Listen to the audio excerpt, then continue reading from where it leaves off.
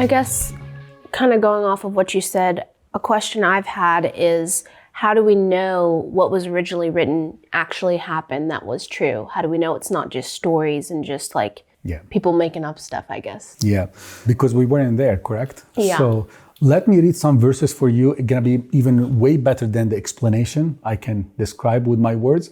Very, very, very strong verses. 1 John, okay?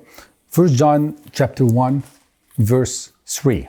What we call them, number one, to prove that what was written is true, the eyewitnesses.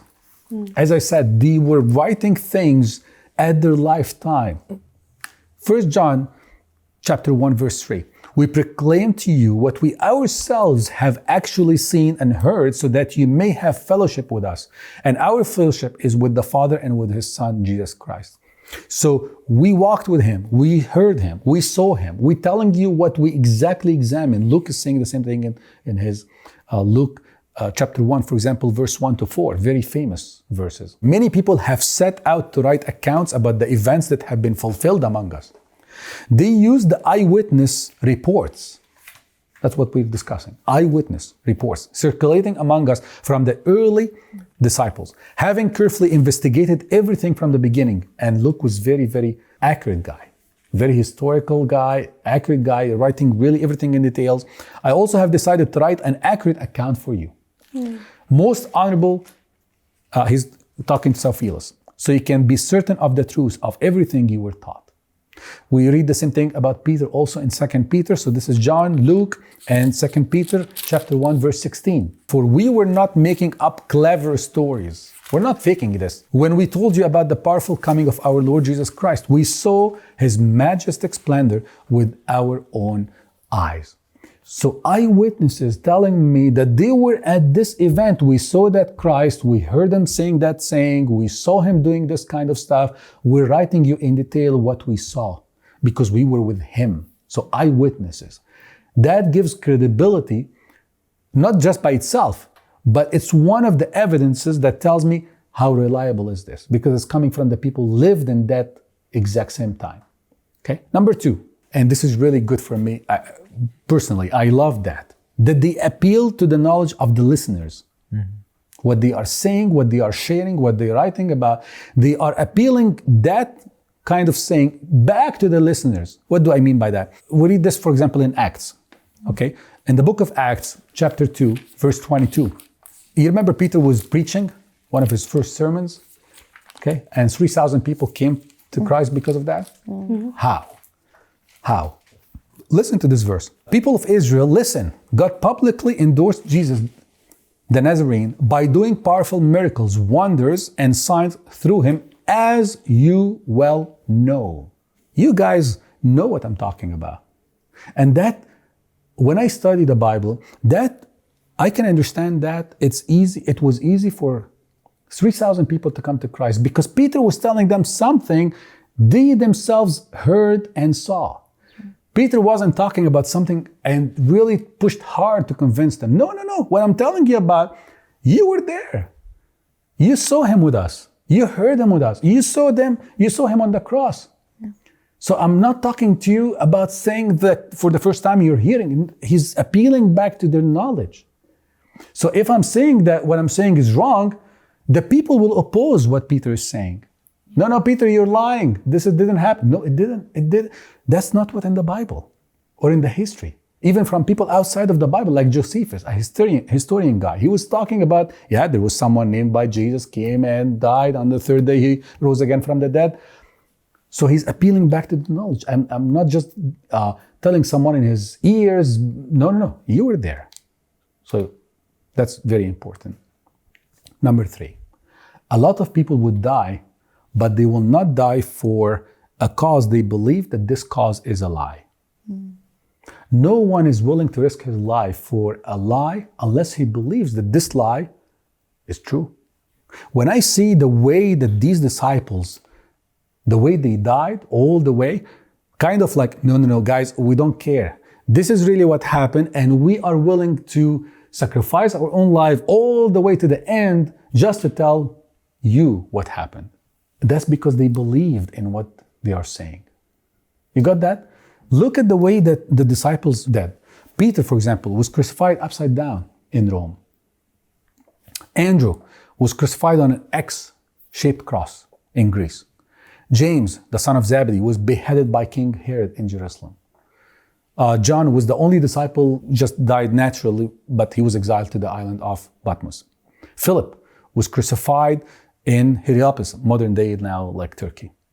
Nathaniel was skinned alive and he was beheaded in Armenia. Thomas was put to death in India. Matthew was killed by a sword in Ethiopia. James, son of Alphaeus, was stoned to death in Jerusalem. Thaddeus Judah was killed with arrows in Persia. Simon the Zealot was martyred in Persia. Matthias was stoned and beheaded in Jerusalem. And by the way, I can go on. Like, I have more names. What caused that these disciples decided that, you know what, it takes what it takes. We're going to die for it. We can't just remain silent. This is what we need to tell the people about because it really happened. So that tells me that really they believed in what they believed in because it really happened. Otherwise, they wouldn't sacrifice their life the way it is unless they believe it's true. Okay. Number 4, and it's really interesting. Basically, the Old Testament, for example, the scribe to handwritten, as I said, this printed thing was in the 1450 or so.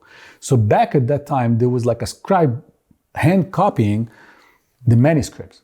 For a scribe to handwritten a copy, just the Torah, the 5 books of the Old Testament, the first 5 books, he had to memorize almost 4,000 regulations from the Torah. Otherwise, he wouldn't be allowed to copy anything. We have 3,485 letters. Each letter is like 4 lines. And each letter of these is like just different shape with these 4 letters. Okay? Listen to this. It takes almost 2 to 3 years just to have one copy of the 5 books. This is not the magic of it. The beauty of it that there is someone else, a rabbi, called the counter. Each letter has a numeric value. So when the scribe finishes copy, they count how many values for each letter in this copy that scribe made, and they compare it to the copy that's before that copy. For example, if that letter number, let's say 62, is in that version of that copy came like 200,000 times, and if the copy that's beforehand was like, because he's copying from another copy, if it's also 200,000, perfect, this copy approved. If it's just different by one number, he will review the whole copy one more time. Who does that? So do we have mistakes? Of course, because they are human beings, they made errors. But that's actually a good point, because people sometimes they ask me, okay, why God didn't preserve the original? Because we don't have the original. Actually, I think by not having the original, God preserved the original. Think about this. Because if we have the original, I can play, if it's only the original that I have in my home, for example, I can play in the original and you wouldn't know. But by having so many copies and not the original, just by playing in the copies and combining all the copies, for example, all of us has a copy in his home, okay? And for example, Ricardo play in his copy. I would know which copy that has a mistake. How? By combining all the other copies, and I would know by comparing them that Ricardo played in his copy. But if I have the original, you wouldn't know if I played in it or altered it. That's how I think God preserved the original. So people made mistake, of course, the scribes made mistake, and we know the mistakes, but didn't affect the original meaning at all whatsoever. It was a letter here, a letter there. Again, when I compare all these kind of documents and manuscripts and put them together, it doesn't change anything in the original meaning. Number 5, there's Dr. Robertson Wilson, a great historian. He said we have 29 ancient kings. Okay, we have many kings, but out of many kings, he took 29 ancient kings, and in their names of these 29 ancient kings, they had 195 constants. He compared their names in history books, historical books, and compared them to the Bible. Identical 100%. Another beautiful thing, most of the Old Testament that we have in our hands now, it's coming from what we call Leningrad Codex that refers back around 1009 AD. In the discovery of the Dead Sea Scrolls, in 1947, they found many, many manuscripts, among them around 300 biblical manuscripts. One of them is a full copy of Isaiah, what we call it the Great Isaiah Scroll, the full book of Isaiah. If you take Isaiah 53, anybody listening, you can examine what I'm saying. If you're a scholar and you're studying, you take Isaiah 53. That Dead Sea Scrolls, it goes back to 1947, that discovery, and that discovery, the Dead Sea Scrolls, refers back to almost between 250 BC to 68 AD. The Great Isaiah Scroll is 150 BC. That copy that they found in the Dead Sea Scrolls for the Great Book of Isaiah is written 150 BC, because Isaiah is around 700 BC. That copy was 150 BC. Compare that to the Leningrad Codex that we have, which is 1009 AD, and compare Isaiah 53, that's like 1,100 years apart. 1,100 years apart from the Dead Sea Scroll version and the version that we have in the Leningrad Codex. Identical, copy-paste, except 17 letters. And the 17 letters are just spelling differences, like the English and the American, for example. I mean, the American and the British. That's how we know when we compare things. And last thing in this, because you know I'm coming from Egypt and I speak Arabic, and so I have to take advantage of that, okay? Open the Bible with me. I'm gonna read you a few verses and this is the last point, to see how authentic the Bible is. If you go to Exodus chapter 1, verse 8 to 11, okay? This is beautiful, gonna fascinate you. So we can really see how the Bible is true. Then a new king, to whom Joseph meant nothing, came to power in Egypt. And by the way, that king, we know that was like Thutmose III. If you are studying in Egyptology, this was the Thutmose III. And you know when Moses was like 3 months in the river, the girl that took him out, the daughter of Pharaoh, that was Hatshepsut. Okay, that's again in Egyptology. Came to power in Egypt. Look, he said to his people, the Israelites have become far too numerous for us. Come, we must deal surely with them, or they will become even more numerous, and if war breaks out, we'll join our enemies, fight against us, and leave the country. So they put slave masters over them to oppress them with forced labor. And they built Pithom and Ramses as store cities of Pharaoh.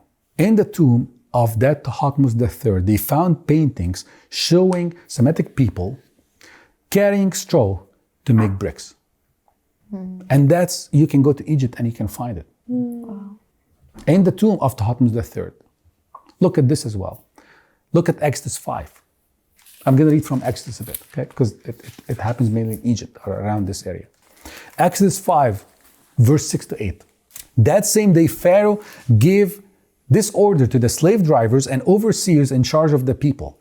You are no longer to supply the people with straw for making bricks. Let them go and gather their own straw. But require them to make the same number of bricks as before. Don't reduce the quota. Do not reduce the quota. They are lazy. That's why they are crying out, let us go and sacrifice to our God. 1274 BC, 1274 BC, something called the Louvre leather roll, showing the quotas of this kind of story of the bricks. And actually one of the quotas was showing like they were required to make 2,000 bricks per day. Wow. This is history. This is the Bible. Look at Exodus 4. Exodus 4, verse 22 and 23. Then you shall say to Pharaoh, thus say the Lord, Israel is my son, my firstborn. This is fascinating. So I say to you, let my son go that he may serve me. But if you refuse to let him go, what can happen? Indeed, I will kill your son, your firstborn. Okay. You know the Sphinx in Egypt around the pyramids? Okay. That was like built around 2500 BC, and no one asked me how they built the pyramids because I really don't know. Okay. Nobody knows until now.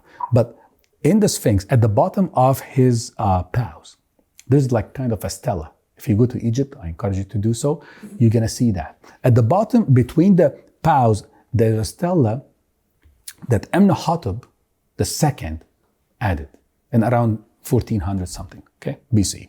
Thutmose IV that came in charge after Amenhotep II is not the firstborn son of Amenhotep II. By the way, Amenhotep II is the pharaoh of the Exodus.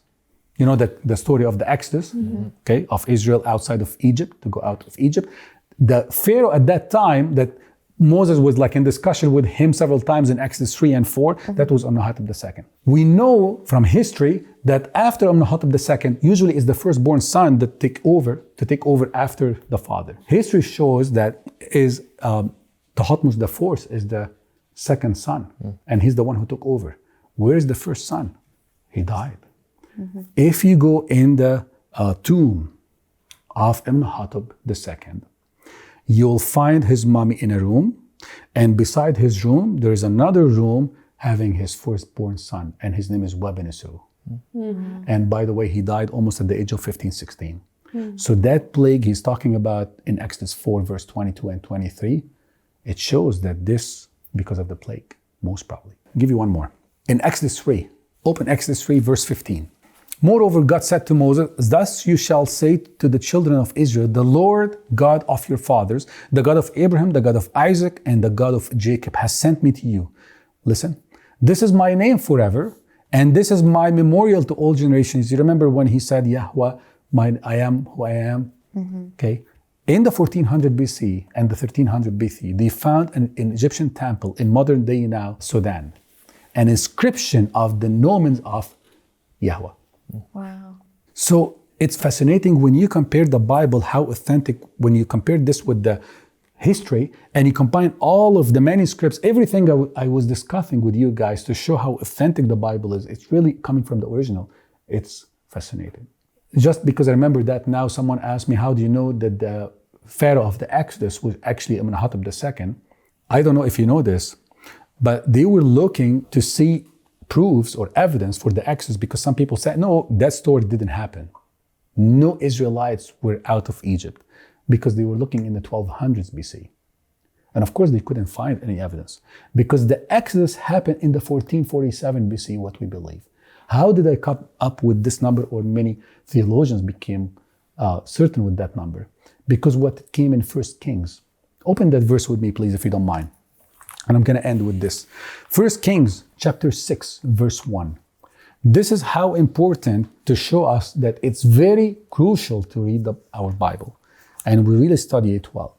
In 1 Kings chapter 6, verse 1. It was in mid-spring, in the month of Ziv, during the 4th year of Solomon's reign, that he began to construct the temple of the Lord. This was 480 years after the people of Israel were rescued from their slavery in the land of Egypt. Just by this verse, make the calculation.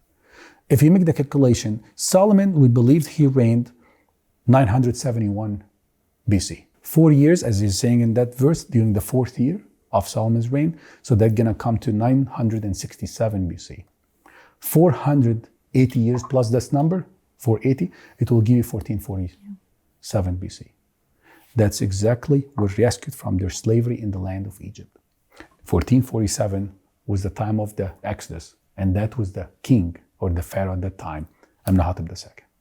The Bible is very authentic, very authentic. I hope I answer your question.